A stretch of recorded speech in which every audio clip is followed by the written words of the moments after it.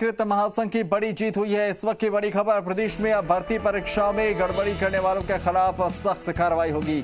राज्य सरकार की ओर से इस संबंध में सख्त कानून लाने की तैयारी है। राज्य सरकार ने नए कानूनी प्रावधान लाने की घोषणा कर दी है। महासंघ की ओर से लंबे समय से इस संबंध में मांग की जा रही थी। पिछले दिनों महासंघ अध्यक्ष उपेंद्र यादव ने मुख्यमंत्री से मुलाकात की थी। मुलाकात के दौरान गड़बड़ी करने वालों के खिलाफ सख्त कानून लाने की मांग उठाई गई थी और अब जो है बेरोजगारों की जीत होती नजर आ रही। जिस तरह से बीते कुछ समय में लगातार परीक्षाओं में धांधलियों की खबर सामने आई, अब जो है इसको लेकर सरकार सख्त कानून बनाने पर राजी हो गई है और इसको लेकर घोषणा कर दी गई है। तो बेरोजगार एकीकृत महासंघ की यह बड़ी जीत, प्रदेश में अब भर्ती परीक्षाओं में गड़बड़ी करने वालों के खिलाफ सख्त कार्रवाई होगी। इस संबंध में सख्त कानून लाया जाएगा। राज्य सरकार ने नए कानूनी प्रावधान की घोषणा कर दी है।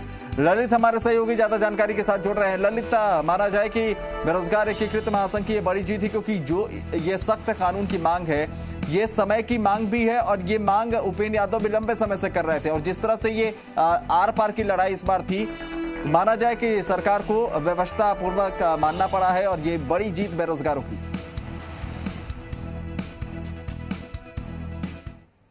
हुई है। उनमें कहीं ना कहीं नकल के मामलों ने प्रदेश का नाम देश में खराब किया है। राजस्थान बेरोजगार एकीकृत महासंघ की ओर से लंबे समय से ये मांग उठाई जा रही थी कि गड़बड़ी करने वाले, नकल करने वाले, नकल करवाने वाले, इसके साथ ही गड़बड़ियों में शामिल प्रत्येक उस व्यक्ति के ऊपर सख्त से सख्त कानून लाया जाए जो ऐसे मामलों में लिप्त होते हैं। पिछले हफ्ते हमने देखा था कि जब महासंघ के अध्यक्ष उपेंद्र यादव ने मुख्यमंत्री अशोक गहलोत से सीएमओ में मुलाकात की थी, तो सीएमओ मुलाकात के दौरान भी इस मांग को पुरजोर तरीके से उठाया था कि यदि भर्तियों में गड़बड़ी करने वालों के खिलाफ सख्त कानून लाया जाएगा तो कहीं ना कहीं ये जो भ्रष्टाचार की जड़ें हैं ये खत्म होंगी और परीक्षाएं पारदर्शी तरीके से होंगी। पिछले 3 दिन से उपेंद्र यादव आमरण अनशन पर बैठे हुए हैं। उनकी जो 21 सूत्री मांगे हैं उनमें ये एक महत्वपूर्ण मांग है जिसको लेकर भी मेंशन कर रहे थे। आज मुख्यमंत्री अशोक गहलोत की ओर से ये बड़ी घोषणा कर दी गई है कि भर्ती परीक्षाओं में गड़बड़ी करने वाले उन तमाम लोगों के खिलाफ सरकार की ओर से सख्त कानून लाया जाएगा जो परीक्षा को किसी भी प्रकार से दूषित करते हों, फिर वो चाहे नकल करने वाले हों, नकल करवाने वाले हों, डमी अभ्यर्थी बिठाने वाले हों या पेपर को आउट करने वाले हों।